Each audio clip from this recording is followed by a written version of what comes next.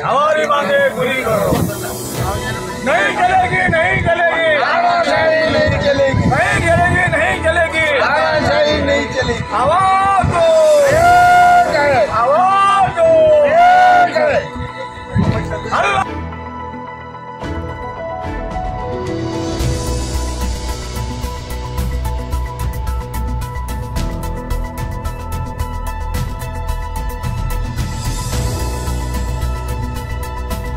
वाटा डाल के अल्लाह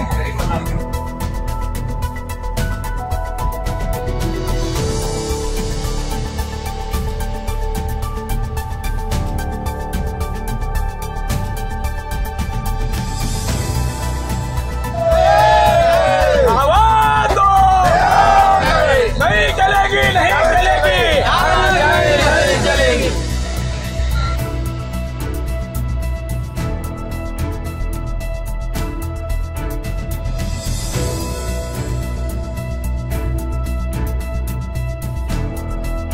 वाना लेंगे अल्लाह वो, वाना लेंगे अल्लाह बोल।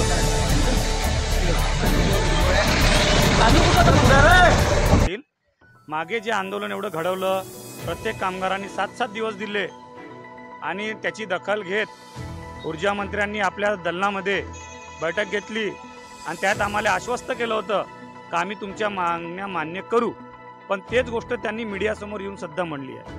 आज आम्ही त्यांना हेच विचारत आहोत की तुम्ही जेव्हा मीडियासमोर बोलत आहात आणि तो प्रश्न तुम्ही आमचा स्वीकारला आणि त्याच्यावर उत्तर दिलं, तर त्याची पूर्तता आजपर्यंत न झाली म्हणून आम्ही पुन्हा या कोराडी क्षेत्रामध्ये आंदोलन घेऊन उभे झालो आहोत। आमच्यावर ही वेळ का आली?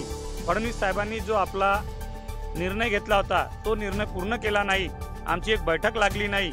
जेव्हापासून आम्ही हे आंदोलन उभं केलं 16 तारखेपासून, तेव्हापासून प्रशासनाच्या 3 बैठका लागल्या, परंतु अद्याप शासनाला जाग आला नाही। त्यामुळे आम्हाला नाईलाज आमरण उपोषणावर बसा लागला आणि येणाऱ्या 2 दिवसात कामगार सुद्धा मोठ्या संख्येने या आंदोलनात सहभागी होतील।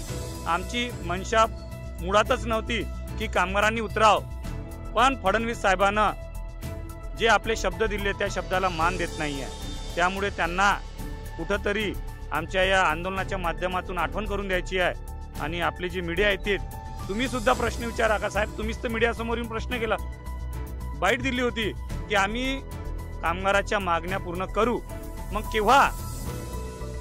सरकार पलटल्यावर ही वेळ आहे, तुम्ही द्या आणि मोठ्या संख्येने निवडून या। वैभवजी, वारंवार असं दिसून येते की फक्त काही दिवसांच्या हा आंदोलनाला कुठेतरी दिशा भेटली पाहिजे, या मग आंदोलन संपलं पाहिजे, अशा पद्धतीने सरकार मागल्या वेळेसच तुमच्या मागण्या पूर्ण का नाही झाल्या, परत तुम्हाला उपोषण करण्याची गरज पडली आहे?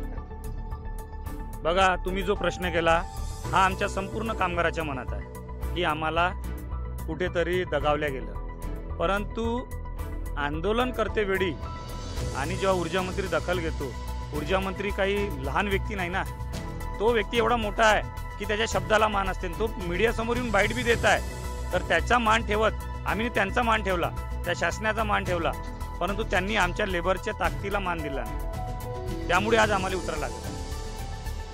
असं वाटते का की ऊर्जा मंत्र्यांनी कामगाराच्या बरोबर छळ केलाय, त्यावेळेस असं वाटते की फक्त हा आंदोलन कुठेतरी स्थगित झाला पाहिजे, मागल्या वेळचं आंदोलन असं वाटते नाही? आताच्या आंदोलनाची भूमिका काय राहील? परत तुम्हाला चॉकलेट भेटलं तर परत तुम्ही आंदोलन मागे घेणार?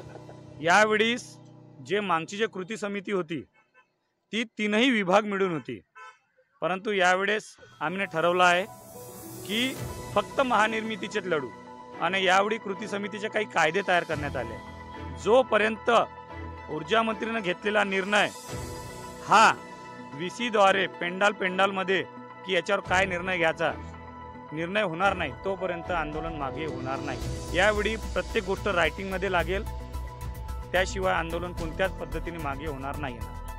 बरोबर उपोषणावर बसलेले महेंद्र बागडे जी आहे, प्रेक्षकांना महेंद्र बागडे जी गेल्या 3 दिवसापासून उपोषणावर बसलेले आहे। बागडेजी, सर्वात पहिले मला सांगा की मागल्या वेळेचे आंदोलन आपण पाहिलं होतं, गेटवर एवढ्या लाखो प्रत्येक महाराष्ट्राच्या पॉवर प्लांटमध्ये आपण पाहिलं कामगार एकजूट झाला होता, उपोषणाची दिशा कुठेतरी भटकल्यामुळे या उपोषणाला कुठेतरी बंद केल्यामुळे राज्याचे ऊर्जा मंत्र्यांनी तुम्हाला एक बैठक घेऊन तुमचा तातडीनं तोडगा काढून असं त्यांनी सूचना बी दिल्या होत्या. तर कुठेतरी तो असं वाटते का की त्या विषयाला पूर्ण गोल झाला आहे? सगळ्यात प्रथम जय भीम. माझ्या कामगार मित्रांनो, मागच्या वेळेस जे आपल्या मार्च महिन्यामध्ये जे आपलं आंदोलन झालं होतं, फडणवीस साहेब यांनी आपल्याला आश्वासन दिलं होतं, पण त्यांनी आश्वासनामध्ये सांगितलं होतं की कंत्राटी कामगारांना आम्ही काहीतरी देऊ. पण आम्ही त्या मिनिस्ड कॉपीसाठी आम्ही थांबलेलो होतो, पण अद्याप मिनिस्ड कॉपी मिळाली नसल्यामुळे की आज आम्हाला हा पाऊल उचलावा लागला. 16 तारखेपासून आम्हाला पुनश्च आंदोलनाची भूमिका उचलावं लागली. आणि हे आज तिसऱ्या टप्प्यामध्ये म्हटलं म्हणजे की आमरण उपोषणची आज आम्ही तिसरा टप्पा उचललेला आहे. आणि हे आमचं आमरण उपोषण जे आहे, यावेळेस जर आम्हाला काही मिळालं नाही, मरो या जलो, हे आमचं आंदोलन असंच चालू राहील. मरेपर्यंत आम्ही आमरण उपोषणाला इथं बसले राहू. जोपर्यंत आम्हाला न्याय मिळणार नाही तोपर्यंत आम्ही इथं बसणार आहोत.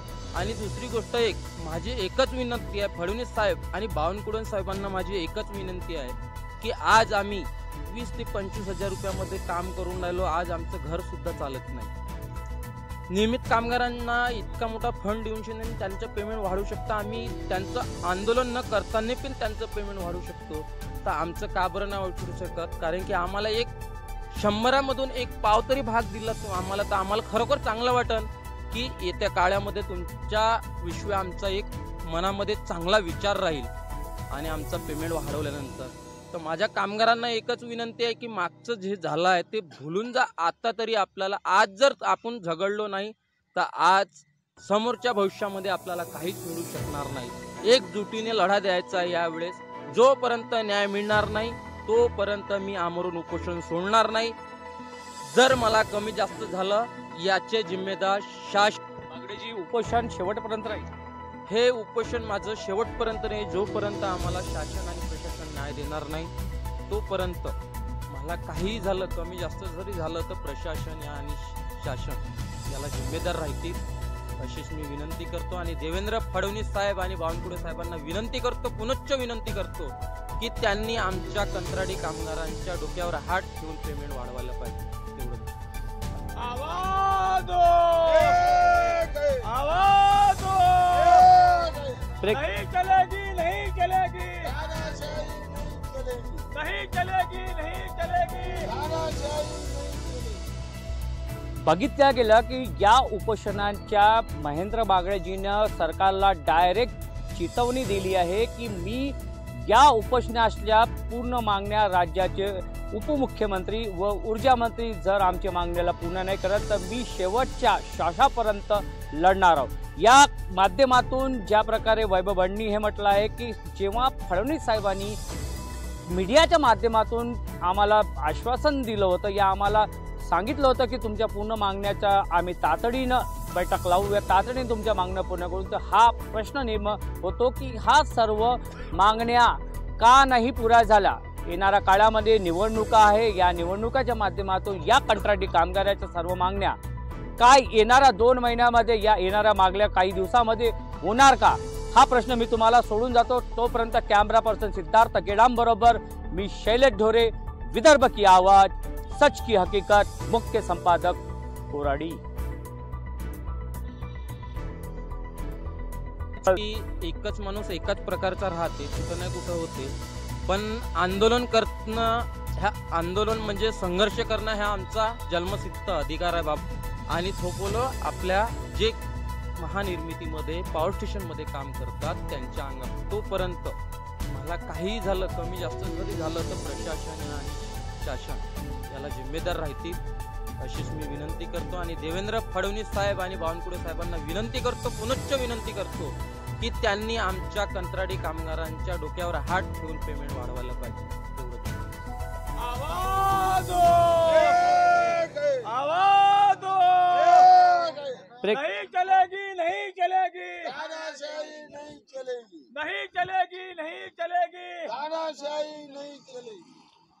बघितल्या गेलं की या उपोषणांच्या महेंद्र बागडेजीनं सरकारला डायरेक्ट चेतावणी दिली आहे की मी या उपोषणाच्या पूर्ण मागण्या राज्याचे उपमुख्यमंत्री व ऊर्जा मंत्री जर आमच्या मागण्याला पूर्ण नाही करत तर मी शेवटच्या श्वासापर्यंत लढणार आहोत। या माध्यमातून ज्या प्रकारे वैभव बंडनी हे म्हटलं आहे की जेव्हा फडणवीस साहेबांनी मीडियाच्या माध्यमातून आम्हाला आश्वासन दिलं होतं या आम्हाला सांगितलं होतं की तुमच्या पूर्ण मागण्याचा आम्ही तातडीनं बैठक लावू, या तातडीने तुमच्या मागण्या पूर्ण करू, तर हा प्रश्न निर्माण होतो की हा सर्व मागण्या का नाही पुरा झाला। येणाऱ्या काळामध्ये निवडणुका आहे, या निवडणुकाच्या माध्यमातून या कंत्राटी कामगाराच्या सर्व मागण्या काय येणाऱ्या 2 महिन्यामध्ये या येणाऱ्या मागण्या काही दिवसामध्ये होणार का, हा प्रश्न मी तुम्हाला सोडून जातो। तोपर्यंत कॅमेरा पर्सन सिद्धार्थ गेडाम बरोबर मी शैलेश ढोरे, विदर्भ की आवाज, सच की हकीकत, मुख्य संपादक